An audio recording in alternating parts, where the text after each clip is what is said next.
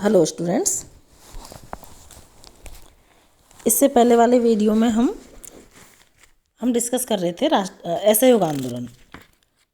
किस प्रकार असहयोग आंदोलन का प्रारंभ होता है, किस प्रकार असहयोग आंदोलन के परिणाम स्वरूप कांग्रेस की नीतियों में परिवर्तन होता है, असहयोग आंदोलन की क्या नीतियाँ होती हैं और किस प्रकार असहयोग आंदोलन अपने चरम पर पहुंचता है, और कुछ घटनाओं जिसमें हम चोरा चोरी कांड को लेते हैं।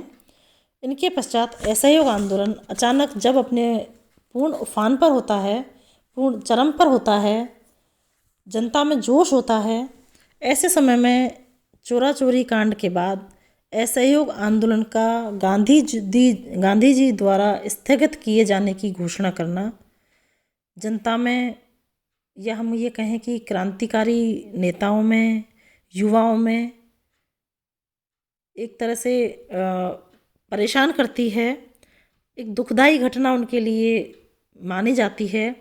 और जैसा कि हमने बताया कि सुभाष चंद्र बोस तो यहाँ तक इस चीज़ को फील करते हैं कि राष्ट्रीय संघर्ष ऐसे समय में बंद करना बहुत दुखदाई था जब जनता का जोश अपने सर्वोच्च शिखर पर था।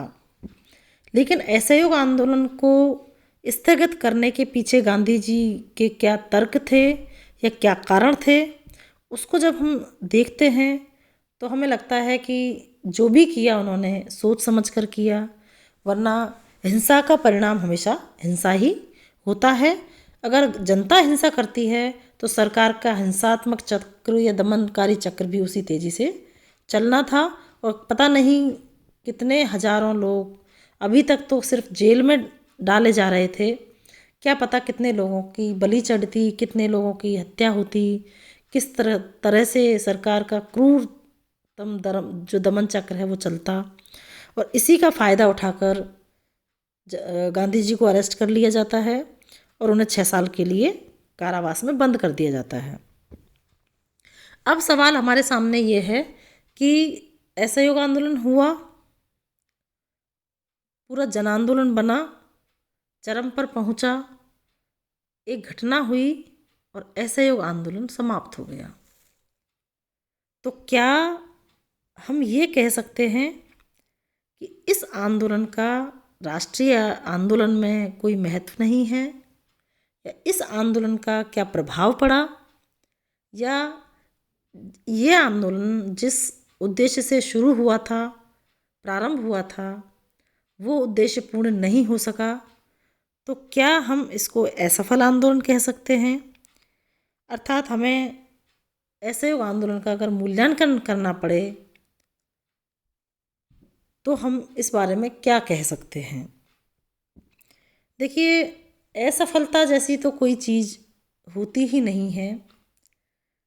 जब हम उग्रवादी विचारधारा को पढ़ते हैं, उग्रवादी दल की विचारों को पढ़ते हैं, उस समय हमें क्योंकि वो जिस प्रकार से उदारवादियों की नीतियों को भिक्षांदेही की नीति से संबोधित करते हैं, है ना, कि उदारवादियों ने कुछ नहीं किया राष्ट्रीय, बल्कि अंग्रेज़ों का साथ दिया।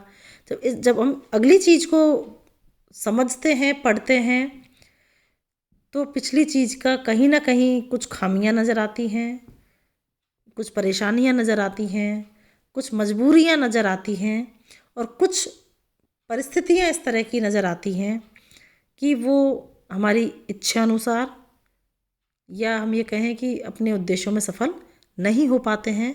लेकिन देखिए, ऐसा नहीं है। जब किसी भवन की नींव पड़ती है तो ही भवन बनता है। तो हर आंदोलन, हर विचारक कहीं ना कहीं राष्ट्रीय आंदोलन में अपना महत्वपूर्ण स्थान रखती है, और उसकी महत्वपूर्ण भूमिका अपने समय, देश, काल और परिस्थितियों के अनुसार उसके महत्व को कहीं भी कम नहीं आंका जा सकता। तो भारतीय राष्ट्रीय आंदोलन के इतिहास में असहयोग आंदोलन का भी विशेष स्थान है। इसको हम असफल नहीं कह सकते। यह पहला जन आंदोलन था जिसे सच्चे क्रांतिकारी आंदोलन की संज्ञा दी जा सकती है। इस आंदोलन ने लोगों में स्वतंत्रता तथा देश प्रेम की भावना का, एक तरह से हम कहें कि पूर्णतः भावना भर दी थी। और इसी संदर्भ में सुभाष चंद्र बोस ने कहा था कि सन 1921 के वर्ष ने देश को निसंदेह एक सुव्यवस्थित पार्टी संगठन प्रदान किया। महात्मा जी ने पार्टी संगठन प्रदान किया। इससे पूर्व कांग्रेस एक वैधानिक दल था और वह मुख्यतः एक बात करने वाली संस्था थी। महात्मा जी ने इसे एक नया विधान ही नहीं दिया, अपितु इसे एक क्रांतिकारी संगठन में भी परिवर्तित कर दिया। देश के एक कोने से दूसरे कोने तक एक जैसे नारे लगाए जाने लगे और एक जैसी नीति और एक जैसी विचारधारा सब जगह दृष्टिगोचर होने लगी। अंग्रेजी भाषा का महत्व जाता रहा और कांग्रेस ने हिंदी को राष्ट्रभाषा के रूप में स्वीकार कर लिया। खादी सब कांग्रेसियों की नियमित पोशाक बन गई। यह सही है। तो इतने सारे परिवर्तन होते हैं असहयोग आंदोलन के बाद। अब ये बात सही है कि असहयोग आंदोलन सफल नहीं हो सका। आंदोलन प्रारंभ करने के पूर्व महात्मा गांधी ने यह आश्वासन दिया था कि उनके कार्यक्रम के अनुसार आचरण करने पर 1 वर्ष के भीतर स्वराज्य प्राप्त हो जाएगा। स्वराज्य प्राप्त नहीं हो सका, अपितु यह आंदोलन अपनी पराकाष्ठा पर था। महात्मा जी ने उसे स्थगित कर दिया, जिससे देश में निराशा का वातावरण छा गया। फिर भी इस आंदोलन का महत्व कम नहीं हो जाता। देखिए, यूँ तो लॉर्ड चेम्सफोर्ड ने इस आंदोलन को एक तरह से मूर्खतापूर्ण योजनाओं में सबसे मूर्खतापूर्ण बताया था। वो कहते हैं कि ये योजना बहुत मूर्खतापूर्ण थी, लेकिन ऐसा नहीं है। उसकी ये जो धारणा थी वो अदूरदर्शिता का परिणाम थी।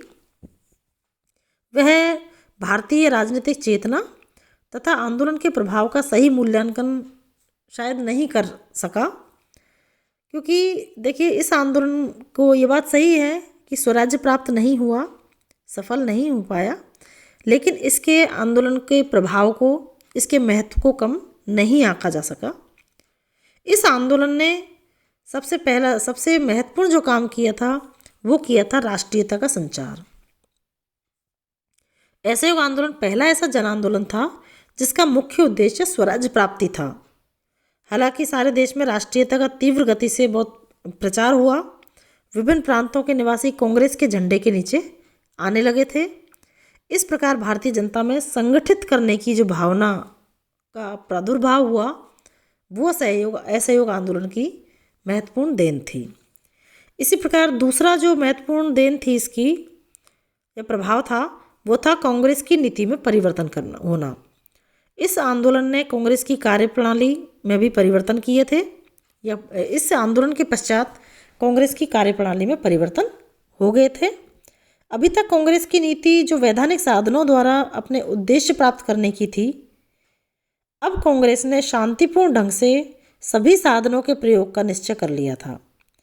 अपने उद्देश्य की प्राप्ति के लिए उसने सक्रिय आंदोलन की नीति अपनाई थी और सरकारी कानूनों की अवज्ञा भी उन्होंने शुरू कर दी थी। इसी प्रकार नेक्स्ट प्रभाव हम इसका देखें एक और, तो है स्वदेशी वस्तुओं का प्रचार। इस आंदोलन द्वारा विदेशी वस्तुओं का बहिष्कार किया गया था और स्वदेशी वस्तुओं का प्रचार किया गया था। हालांकि भारतीय जनता में विदेशी वस्तुओं के प्रति प्रेम जागृत हुआ, जिसके परिणाम स्वरूप कुटीर उद्योगों को बहुत ज़्यादा प्रोत्साहन मिला था। इसके साथ ही ब्रिटिश साम्राज्य पर ये एक बहुत बड़ा कुठाराघात था। यह सही है कि इस आंदोलन द्वारा 1 वर्ष में स्वराज्य प्राप्त नहीं हो सका, फिर भी इस आंदोलन ने ब्रिटिश साम्राज्य की नींव हिला दी थी। सरकार की दुर्बलता स्पष्ट हो गई और बाद में तो यह नारा बन गया कि इस सड़ी गली सरकार को एक धक्का और दो। लोग समझ गए कि कोई भी सरकार शासितों के सहयोग के बिना एक भी दिन नहीं चल सकती। तो इस प्रकार निर्भयता और स्वतंत्रता की नवीन ज्वाला, अपन ये कह सकते हैं, नवीन ज्वाला उत्पन्न हुई और हीनता तथा उलझन की पुरानी भावना खत्म हो गई। तो असहयोग आंदोलन राष्ट्रीय आंदोलन या भारतीय इतिहास में राष्ट्रीय आंदोलन के इतिहास में अपना महत्वपूर्ण स्थान रखता है, महत्व रखता है।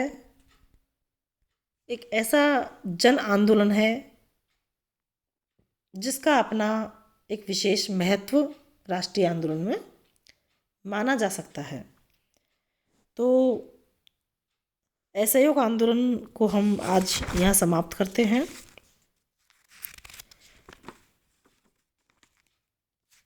नेक्स्ट टॉपिक अपन जो भी अपना रहा है बीए सेकेंड ईयर की, लगभग काफ़ी टॉपिक अपने हो चुके हैं। इसमें जो भी टॉपिक हैं हम नेक्स्ट वीडियो में डिस्कस करेंगे। अभी इसको हम समाप्त करते हैं। धन्यवाद।